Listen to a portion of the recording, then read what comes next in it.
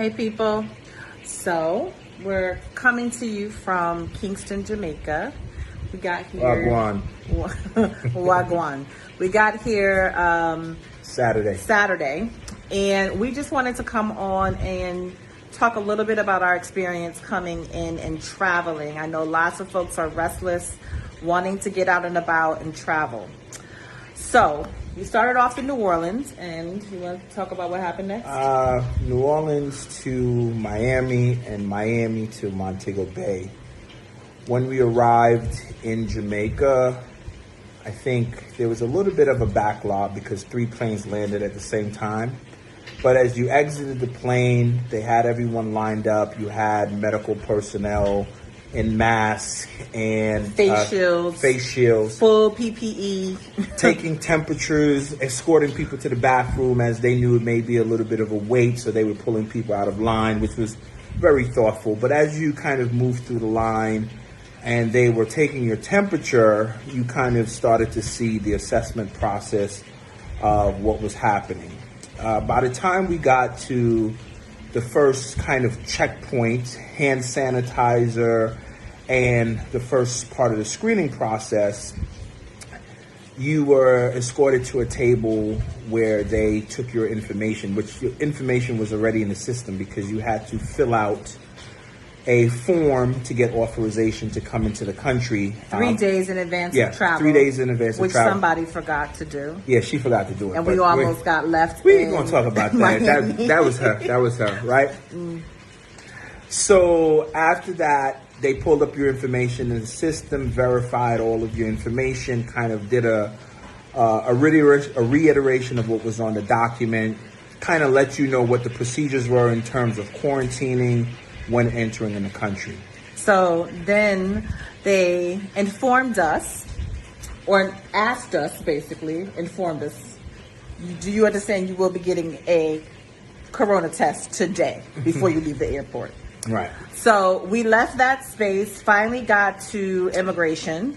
So we gave our immigration documents and then moved on to customs. Meanwhile, every 5 to 10 feet, someone is spraying you with hand sanitizer. White rum. I mean, the chair we had to sit down in the registration space was wrapped in plastic. And before I sat down, someone rushed in, sprayed it down with some sort of sanitizing spray, sprayed the table. The woman who was taking our registration information changed her gloves. All of them had on N95 masks, white face shields, wipe down. You need to get your curry chicken. Go get your chicken. Wipe down the surface area. And so this was happening at every step of the process. So after that, we go through immigration. After immigration, we head in to get our bags. Before entering the baggage area, we are sprayed again. We get the bags. Before we go through the customs now, to clear customs, same procedures. Meanwhile, we have had a mask on continuously. Continuously, everybody has masks. Every person deboarding the plane has a mask. Everyone we are interacting with, at the very least, has a mask, but most of them have full PPE, including face shields. So after we finally clear customs, then we were directed to put our bags into a holding area and given a card. From there, we were escorted to check in and verify our identity again. And then we were given the corona test. So the one thing I forgot was I'm going to start all over again. No. Before we got to the bags, though, after we left immigration and they verified our information, identified our test kits, then they sent us to an area where you had to download the app. So there was an entire app that we had to download with a message from the Prime Minister. And she's going to tell you about the app because she loves the app. But this app is where you see a dashboard of all the cases in Jamaica, parish by parish, how many people are sick, how many people have died, active cases, recovery cases. And this is also where you check in on a daily basis while here. So they're tracking you, but also collecting data so that they know what's going on. But not only that they know what's going on, you know what's going on. So that was very, very impressive to get that app.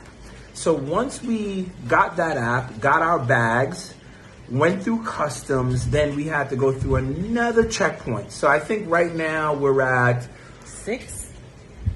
Off the plane temperature, first checkpoint into the screening area, then the next checkpoint into immigration, after immigration into baggage claim, after baggage claim into the app, after the app to actually get the bags, and then after the bags to go through immigration. So yeah, we're about 6 or 7, right? So then we enter into this next line, we go outside, they take our bags, store them, and then we had to go to this other line where we had now downloaded the app, we had been sanitized about 6 times, and we were given these documents to show that we had gone through these procedures and that all of the paperwork matched from when we signed up online to what we confirmed to when we were on the ground.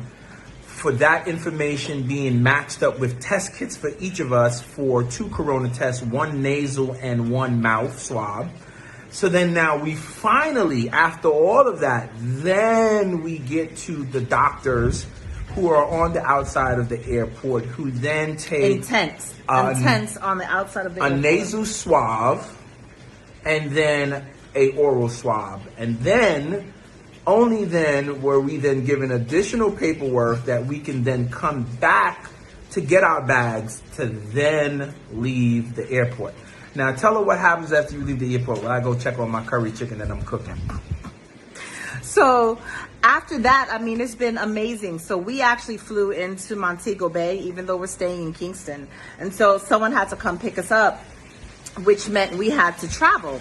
And as soon as I left the parish where the airport is in Montego Bay, as soon as I left the parish, the phone went off and was like, where are you going? You need to check in with us. You're traveling, you're moving.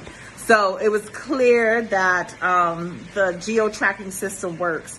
But beyond that, what I've also seen is everyone here is wearing a mask.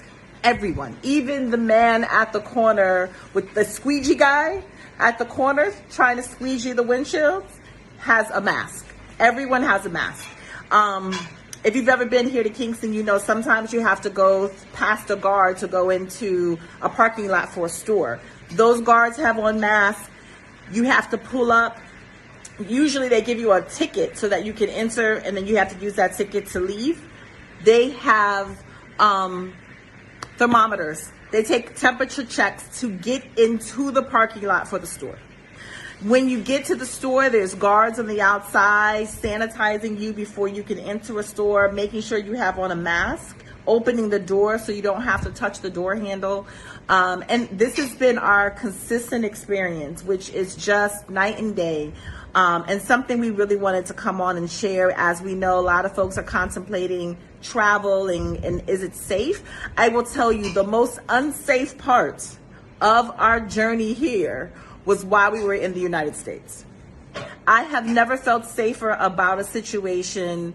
I know folks might have concerns around privacy, et cetera, and data and all of that.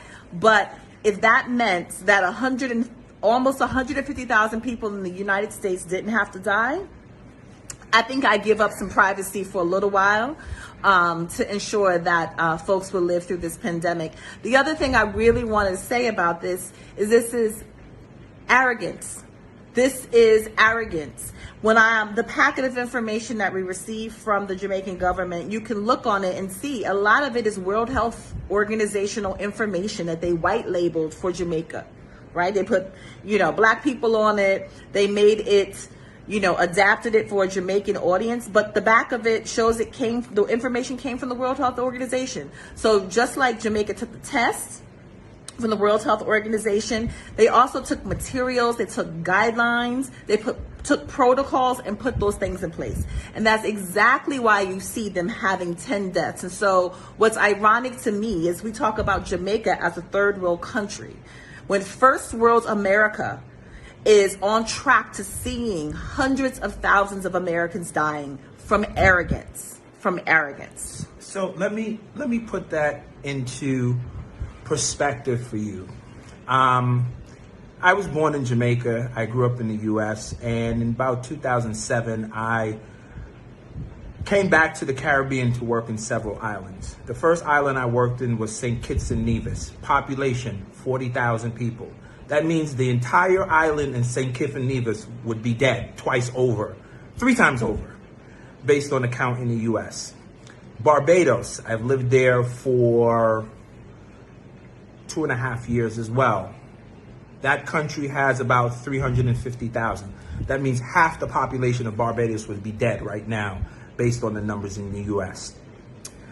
St. Lucia has, I think, either 75 or 150,000. All of St. Lucia would be dead. So we're talking about entire countries worth of people have died in the U.S. We have not seen this. So prior to coming to Jamaica, we had to take our kids down to Florida to their grandmother. So we live in New Orleans and we're traveling. So as we traveled through Mississippi, Alabama, Florida, and we had to stop, I thought I was in the Twilight Zone because it was like nothing had ever happened. No one was wearing masks, people were out. Everyone was just like, okay, great, you know.